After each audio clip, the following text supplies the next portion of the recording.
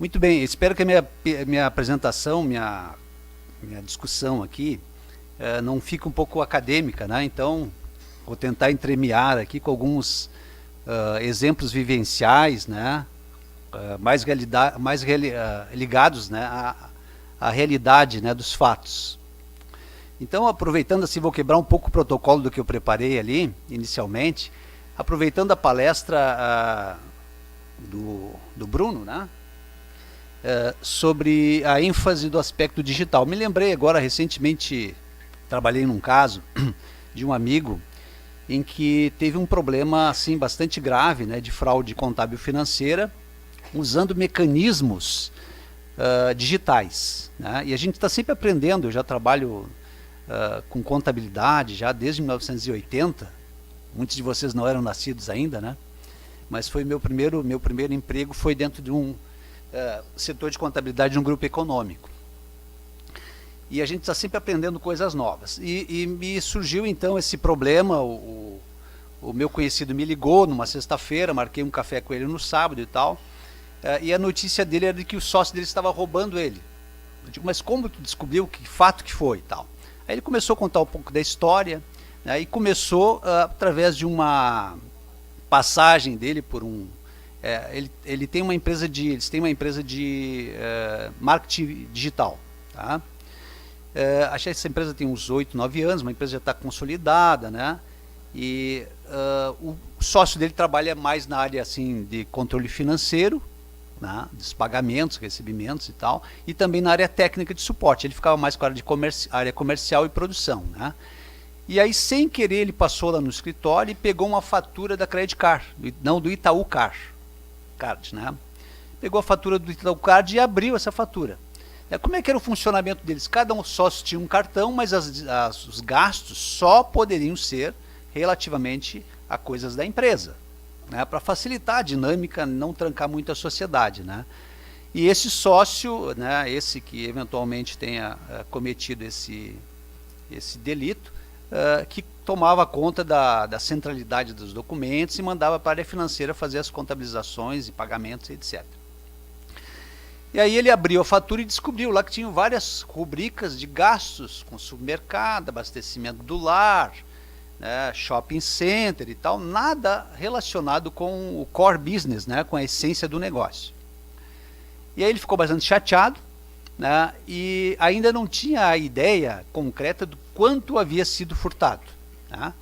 Aí conversei com ele e tal, aí passei algumas instruções. Eu digo, vamos fazer o seguinte, como é que funciona? O sócio manda a fatura para a área financeira, a menina vai lá, faz os controles financeiros dos pagamentos, né? A gente, né, ele faz, de acordo com os vencimentos, a autorização para os pagamentos, e depois manda para a contabilidade vai lá e faz a contabilização, gastos com cartão de crédito da empresa, né? Bom, de quanto tempo? Não sei, porque já faz bastante tempo que ele está com essa incumbência, né? Daí nós montamos ali um plano e tal, de vai resgatando tudo, né, o que ele realmente gastava, e na verdade o que ele fazia? Ele não repassava essa fatura de acordo com a sua origem. Ele usava tecnologia, que é o Photoshop, vocês conhecem, né? Então o que ele fazia? Ele não sei como é que é o mecanismo, porque essa área não é muito afeita, né, ao que eu trabalho. Mas imagino que ele digitalizava de alguma forma e copiava, importava para o Photoshop e alterava as rubricas, né? Então o valor era igual, só que a natureza do gasto era Facebook, contrato com não sei o que, e ia para o financeiro pagava, ia para a contabilidade fazia os lançamentos, tá? Então o mecanismo era típico de uma fraude material, não fraude ideológica, porque ele adulterava a versão do documento, né? Eu instruí ele, eu digo, vamos fazer o seguinte, vamos fazer um resgate de períodos passados. Aí ele foi buscando, né, junto ao banco, pedi para ele ir lá no banco pegar as faturas do banco originais, ou melhor, cópias do banco, né, com autenticação, para fazer um depara, fazer um cotejamento entre o que o banco tinha realmente com a natureza real e o que foi efetivamente repassado para a área financeira, né? Fizemos uma tabela e tal. Bom, e agora como é que se resolve isso? Ele tem 60%, esse meu cliente, esse outro sócio tem 10% e a mulher tem uma diferença lá de 30% para compor, mas a rigor os dois conjuntamente, né, tinham 40%, a mulher e o rapaz esse que fez toda essa articulação, né. Então isso envolve, vejam só, questões de fato, né, fáticas, que está caracterizado aí a fraude mesmo, né, fraude material, mas também tem questões sociais. Uma coisa é o sujeito ter, né, realizado uma fraude, né, e aí tem as penas cabíveis de indenização material, eventualmente penal, se fosse levado a efeito, mas isso não ilide, não afasta o direito dele como sócio.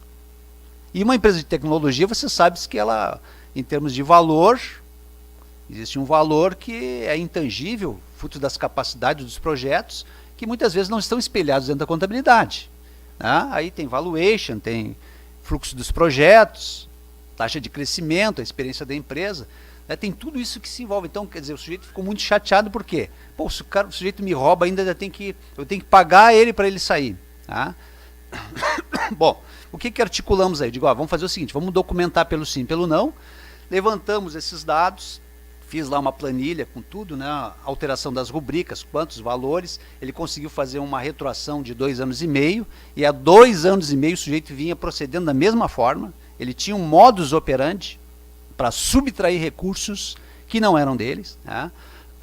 Eu procedi a algo bem interessante, muito interessante falar em cartório, né, que foi uma ata notarial, que é um mecanismo que eu uso muito e tem sido abundantemente usado, né, dessas questões ou litígios em que independe de um parecer de terceiro. Por que isso? Porque o tabelião, ele tem fé pública. Uma coisa é eu chegar para o juiz e dizer, olha aqui, ó, o documento está aqui, ele adulterou este aqui. Outra é o tabelião atestar isto por meio das comunicações por e-mail, vai lá, tira o print da tela, ele faz realmente um laudo, e ali está certificado que realmente o fato aconteceu, e ele não pode dizer que não. Tá? Então procedemos isso, e também montamos aí uma estratégia de negociação com esse sujeito. Né? Tá? E aí tem todo um drama lá, de reuniões e tal, eu preferi até não comparecer na reunião, para não dar aquele caráter mais formalístico, mas eu assessorei ele todo num plano, né, até que se culminou num valor até bem razoável para o ficante, né? Foi esse que recebeu, que teve perdimento de recursos, né? E o outro sócio que realmente faltou ali com a feição societária, quebrou a Fecto Societatis, né? Ele reconheceu e tal, e não exagerou na negociação dos valores, né? Então conseguimos retirar o sócio da sociedade, né? Tudo por uma estratégia bem documental, bem instrumentalizada, né? E ele não tinha como dizer que não. Tá? Então, fazendo uma ligação com a palestra anterior, né? A questão digital é muito perigosa, quer dizer, as empresas são objetos de várias criações, né? E o ser humano é muito criativo, né? É muito criativo, né? Surgem as legislações, os mecanismos de entrave para evitar determinados comportamentos, né? Mas o ser humano, ele está sempre criando, ele está sempre na frente, né? Aquele que usa a mente para se locupletar, né? Enriquecer custa alheia, ele está sempre engenhosamente criando formas e condições de ganhar algum recurso, né? De modo vantajoso, extraindo ou subtraindo de terceiros. Né? Então registro esse fato aqui, porque isso não é um fato isolado, né? As empresas também, como são abundantes em recursos, as empresas são abundantes em recursos, né? Somente as empresas médias e grandes. Então, por serem abundantes em recursos, elas apresentam um grau de vulnerabilidade muito grande. Todo mundo quer extrair recursos da firma, alguns de forma legal e outros de forma não aceitável ou reprovável. Tá bem? Então faço essa quebra de protocolo para não perder o momento, né? E contar um pouco desse caso para vocês, que é um caso bem interessante. E trabalhei em 2 semanas e nós conseguimos resolver com bastante tranquilidade, embora o sócio ficante tenha ficado muito traumatizado. Né? Não quer saber mais de sócio. Muito bem, então eu começo aqui dando a sequência, né, apresentando para vocês os objetivos do painel, né, ainda os objetivos do painel, e que fiz aqui uma resenha e estruturei em alguns slides. Alguns eu vou trabalhar um pouco mais, outros têm um pouco mais de conteúdo, mas eu deixo esse material para vocês, né? O objetivo é que, né, a gente discuta alguns aspectos principais aqui, de modo que eu não vou, assim, talvez especificar todos eles em todos os pontos, tá bem? Então eu começo aqui apresentando a natureza da fraude contábil e financeira, né, e suas perspectivas. Depois retomo a questão do triângulo que vocês viram hoje de manhã, as categorias, né, as formas de mitigar as fraudes contábeis e financeiras, né. Fiz ali uma busca do ementário em termos de decisões judiciais, né, sobre que envolve fraude contábil e a própria perícia contábil, né. E também depois eu trago um caso concreto, que eu vou até acelerar essa parte mais conceitual e tal, para trabalhar um pouco o caso, que é um caso bem interessante, que talvez tenha sido o caso mais, assim, de maior vulto em termos de repercussão, né, jurídica, que trabalhei também financeira, né. E depois eu encerro, tá bem? Deixo um período de tempo aí para as questões e algumas dúvidas. Muito bem. Então, a primeira parte é sobre a questão da fraude. A fraude, conceitualmente, ela é trabalhada na literatura sob duas formas, duas dimensões. A fraude ideológica e a fraude material, né? Qual é a diferença da fraude ideológica para a fraude material? Hoje pela manhã, o professor Luiz Fernando apresentou ali uma nota fiscal, e o que mais que ele apresentou? Um contrato, né? Então você olha ali a instrumentalidade da operação, você diz, olha, isso aqui está correto, né, e tal. Mas só que a essência, a natureza, ela é uma natureza desvirtuada, né? Ou seja, o documento ele não representa a essência, a verdade real, verdadeira, né? Então esse tipo de fraude é uma fraude muito difícil de ser desnaturada ou desvendada. Por quê? Porque se eu olho o documento, formalmente ele existe, está contabilizado, está perfeito, né? Não existe nenhum vício de formal, né? Mas existe um vício de consentimento ou da essencialidade, né? Então é mais difícil. A fraude material já é mais assim tranquila, porque existem vários mecanismos, né? Seja a própria perícia documental, né? Existe toda uma forma de verificar a realidade do fato e descobrir realmente que ali há uma modificação, né, por meio documental ou instrumental, ok? Então, ela possui rastros que podem ser, em alguma medida, né, desvendados, né? Então, o que traz aqui, né, vamos dizer assim, a doutrina sobre a questão da fraude, que ela, assim, conceitualmente, é uma perversão da intencional da verdade, ou seja, quem faz realmente faz isso de uma maneira muitas vezes premeditada, planejada, né? E que, enfim, o resultado dela, ou ela produz uma falsa, vamos dizer assim, realidade, né? Ok? E isso gera, né, alguns efeitos, né? Então ela engana, oculta uma realidade, né? E tem o intuito de indução, né? De indução a erro, para justamente haver ali o locupletamento do agente, que é aquele que produz ou planeja, né, esta fraude, né? Ok? Então isso é a questão assim, conceitual das duas tipologias e o que traz de características, né, da fraude. Aqui nós podemos dizer assim, bom, quem são os agentes da fraude, né? Passando ali. Então a organização, né, ela pode ser, na verdade, como vitimadora ali, está vitimada, mas é vitimadora, ou seja, a organização pode ser, né, realizadora de fraudes perante terceiros, tá? Então uma empresa pode realizar, né, planejar fraudes e gerar prejuízo aos terceiros, né, através de representação falsa de fatos, né, seja por conduta, né, induzindo a terceiros a erros. Por exemplo, se a empresa precisa de uma tomada de recurso para crédito, né, e o dono da empresa chega para o contador e diz assim, olha, esse número aqui não é bom, né, esse endividamento aqui está muito alto, você tem que dar um jeito aqui, né? ou você tem que melhorar a performance financeira da empresa. O contador, como é subordinado, muitas vezes vai lá e realiza, né? Claro que a gente sabe que tem uma série de consequências, né? Embora as instituições financeiras estejam um pouco mais atentas hoje, mas é uma forma de realização, né, por meio da organização. Então ela faz isso, né, demonstra algo que realmente não é uma verdade, né, por meio de um gerenciamento de resultados, ou earning management, né, que é chamado, né, gerenciamento de resultados, falseando, modificando a realidade, né. Então ela pode acontecer para obtenção de financiamentos, obtenção de créditos junto a fornecedores, né?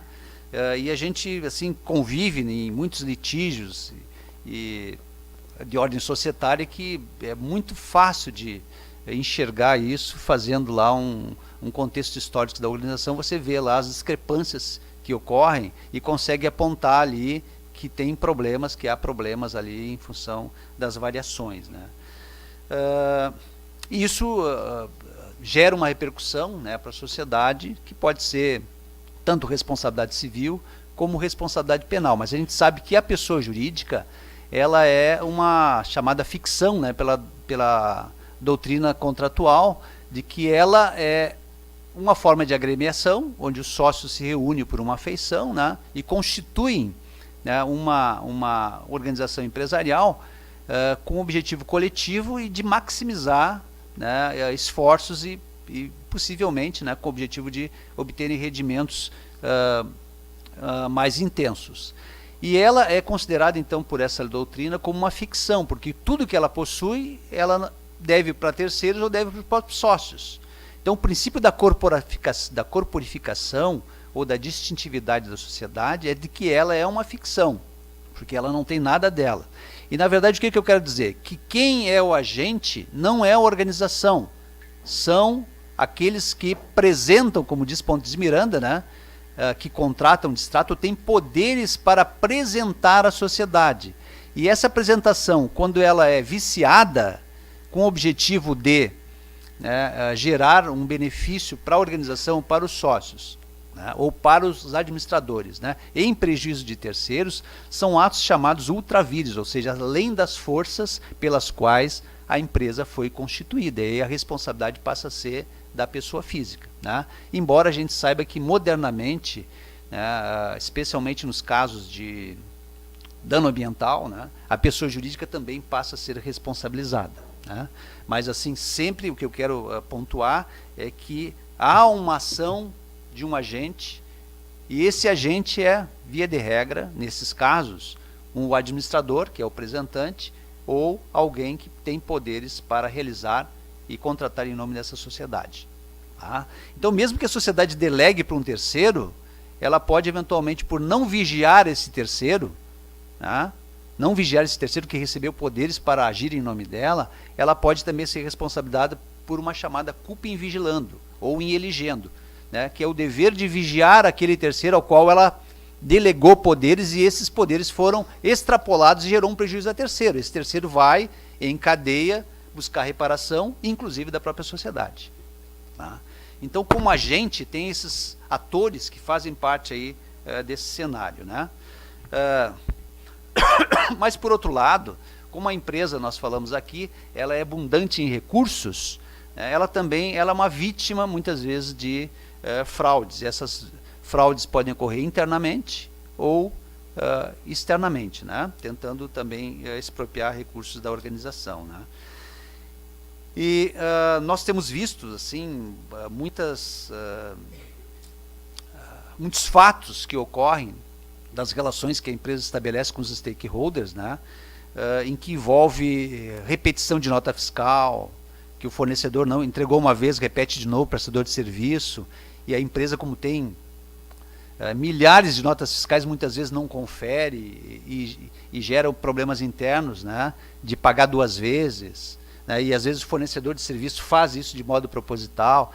Então tem muitos fatos que a empresa, em função dessa vulnerabilidade, ela não consegue cercar, né, e se assegurar de que ela não está sendo, né, vítima de alguma questão nesse sentido, né. Muito bem. Adiante aqui eu trago uma perspectiva da fraude, né?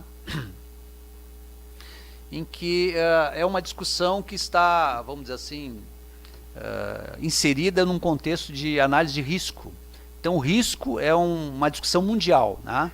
E risco passou a ser muito manejado, muito discutido nas academias e também nas instituições que controlam as organizações, né? Especialmente as organizações que têm ações no mercado, em função de fatos de ruptura. O que são fatos de ruptura? São aqueles fatos onde ocorrem escândalos, né? Ou fenômenos de fraude que se repetem ou de repercussão mundial, né? Então o professor pela manhã citou lá a Enron, mas tem a Voith, tem Parmalat, tem WorldCom, tem várias empresas que repetidamente fizeram e se utilizaram dos mesmos mecanismos, né?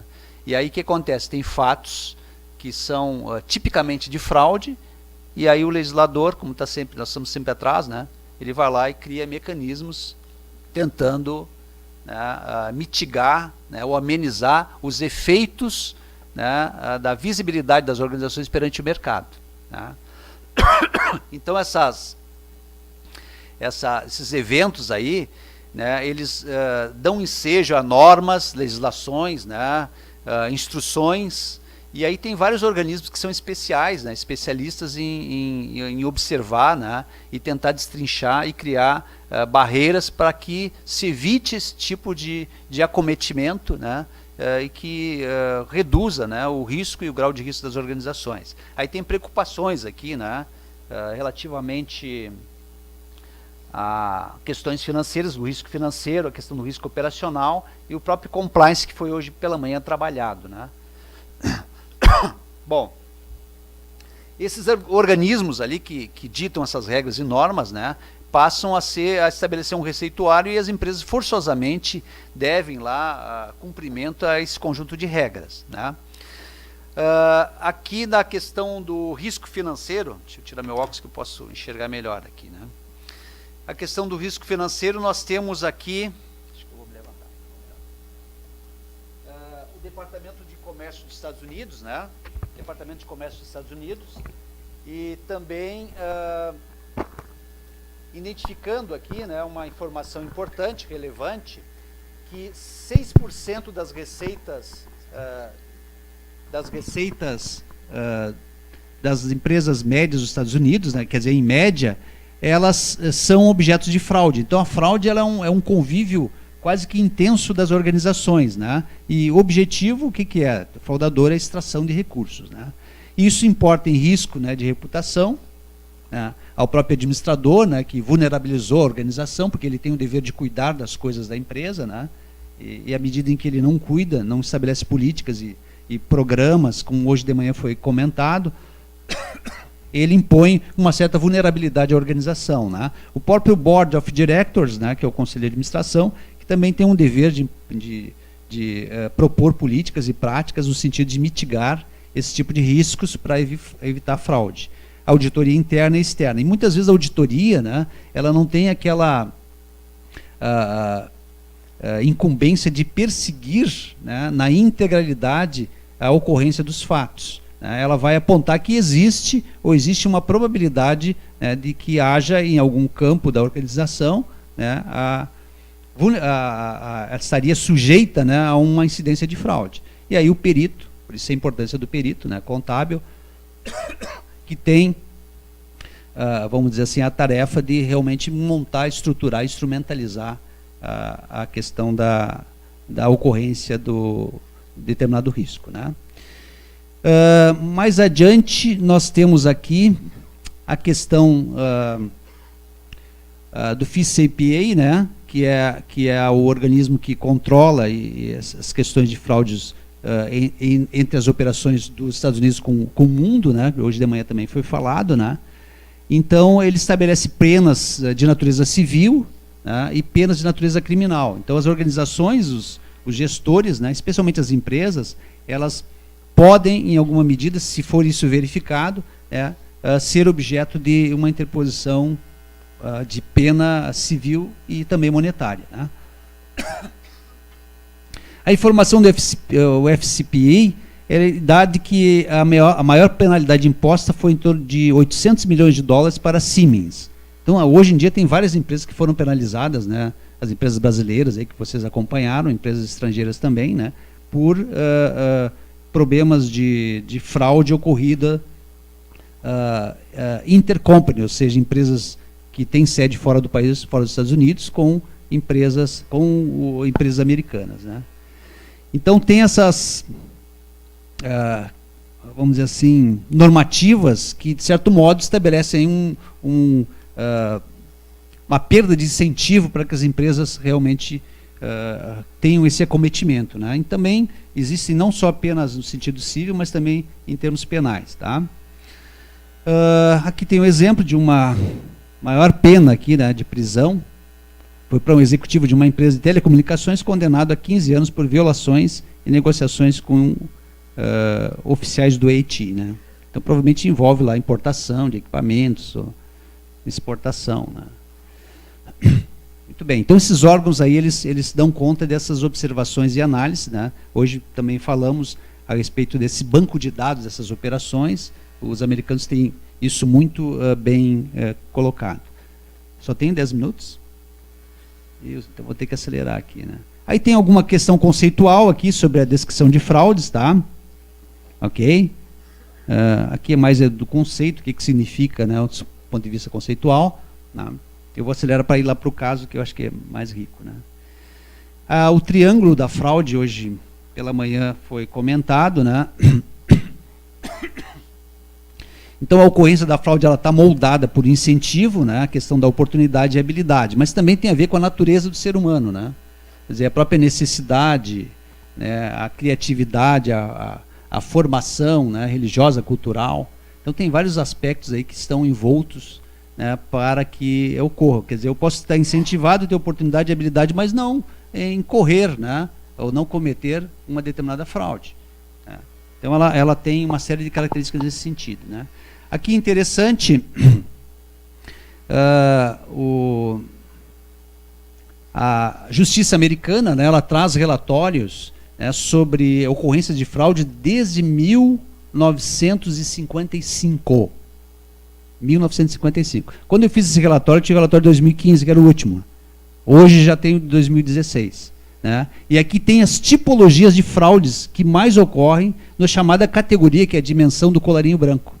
Tá? Então vocês vejam lá, ó, taxa de favorecimento. Então são ações judiciais, né, de todos os distritos e estados do país que são monitorados e categorizados desde 1955.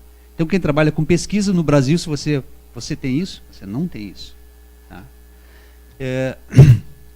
Então tem uma série de tipologias aqui, né? Fraude bancária, fraude de quebra, commodity, informática, consumidor, fraude corporativa, federal, né? Tem algumas com mais intensidade, né?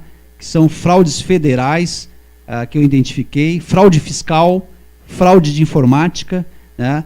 Nos últimos 3 anos tem em torno, para você ter uma ideia, 56 mil em 2004, 2014, 55 em 2015 e agora esse último que saiu agora recentemente, 54 mil processos registrados. Então tem diminuído um pouco, mas sensivelmente, né? Sutilmente, vamos dizer assim, mas a centralidade ou o deslocamento, né, tem ocorrido para fraude de informática e fraude dos contratos com o governo público, tá? E a parte de fiscal. São os que têm mais incidência em termos de identificação de fraude. Tá? Ok? Esses dados vocês podem obter, né, acessando lá o site e verificar, tem uma estatística bem interessante lá durante muitos anos. Né? Aqui tem algumas questões relativamente ao ambiente, tá, de controle, né, de risco de fraude. Isso aqui mais é um indicativo de receituário, né? O que a empresa pode realmente fazer, né? Aplicar código de conduta e tal, você pode fazer a leitura depois, né? Ok? E aqui o caso que eu vou contar para... Aqui o inventário, né? O que eu fiz ali? Fiz uma resenha de algumas emendas, né? Indexando por fraude e perícia contábil. Então, peguei todos os tribunais do país, você encontra pouca coisa que tenha ligação de perícia contábil e fraude de natureza civil. Tá? Tem poucos estudos, mas a gente sabe que tem muita ocorrência. Então, isso sinaliza que há um campo interessante aí para ser trabalhado em termos profissionais, né? Ok? Mas tem aparecido um pouco mais de incidência. Aqui trago 3 casos que eu apresento ali, né? Depois vocês podem dar uma lida ali, né? Tem a nível societário, fatos que ocorreram em desvio de sociedade e tal, em operações com bancos, né? E aqui também de natureza criminal, eu também fiz uma indexação por fraude contábil dentro da esfera, da esfera criminal. Então apareceram 20 casos que tem aqui registrados, né, nos tribunais, e muitos deles voltados à fraude tributária contra a empresa e contra profissionais. Tá? Então, se nós fizéssemos uma retroação há 5, 6 anos atrás, você encontrava um ou outro. Né? Então, isso tem aparecido de forma intensiva e abre um campo, né, de trabalho interessante para os profissionais da área. Né? Trouxe eles aqui para vocês verem. Né? E aqui só encerrando o caso, encerrando aqui a participação, que eu já recebi ali uma chamada, mas eu ainda tenho uns minutos, contar um caso para vocês bem interessante relativamente a uma empresa aqui do estado, né? Em que, estão me ouvindo aí, né? Em que o filho, uma empresa familiar, um faturamento em torno de 300 milhões por ano, né? O filho menor passou a trabalhar com o pai durante os últimos 20 anos, e aí por um acometimento lá de doença ele veio a faltar, e esse filho começou a assumir a empresa, já de certo modo assumia, né, a organização, né, tinha o domínio, né, tinha uma combinação com os 2 irmãos que estavam fora da sociedade, com a mãe também. A mãe e os irmãos recebiam lá um recurso por mês e tal, e abriu-se o inventário, necessariamente judicial, em função da idade da mãe, e esse filho não quis prestar contas para os demais irmãos, nem para a mãe, e muito menos em termos judiciais do processo. Surgiu um determinado conflito, esse que dominava a organização passou a não passar mais os recursos que passava para os irmãos e para a mãe, e aí gerou uma incompatibilidade bastante intensa relacional. Tá? Muito bem. A mãe e os demais filhos se uniram e tal, esses que não tinham acesso à organização, e começaram a buscar informações no mercado e descobriram uma série de fatos, que o sujeito tinha uma outra empresa, que o sujeito estava desviando recursos, que é o próprio irmão, o filho dela, né, e tal. E os advogados, então, começaram a atuar no caso e manejaram lá uma medida cautelar no sentido de obter as informações e os dados da sociedade para conhecer o que se passava na empresa, né? Aí eu fui consultado, né, para trabalhar dentro do corpo técnico e tal, atuando não como advogado, mas atuando como assistente, né? Fiz uma série de sugestões, e essas sugestões, elas inicialmente praticamente se centralizaram em um conjunto de documentos iniciais para pelo menos ter uma ideia do que estava se passando na sociedade e o que eu poderia, a partir disto, desses documentos e instrumentos, fazer um exame, né, pelo menos dos últimos anos da sociedade. Né? Aí fiz lá um rol, esse rol constou, né? Podem ver que tem ali os períodos, né? Tem que ser bem didático, tem todos eles, mas eu fiz uma síntese aqui, né? E aí mesmo a empresa intimada lá pelo juiz, o juiz pediu para a empresa apresentar, eles se negaram a apresentar. Aí os advogados fizeram um novo pedido, e esse novo pedido ele ensejou numa busca e apreensão de documentos digitais, documentos físicos, ou seja, tudo que concerne a esse rol de pedidos, né? Isso estava sob segredo de justiça, essa operação. Eu acompanhei lá o oficial de justiça, pedimos à polícia militar que acompanhasse, o advogado estava junto, mas como eu já tinha uma experiência nesse campo, né, chegamos de surpresa na organização, o gestor, administrador filho, se surpreendeu, ligou para o advogado não queria deixar, a oficial foi bastante firme, olha, se não entregar a documentação, seja digital ou física, você vai ser recolhido sob vara para prisão.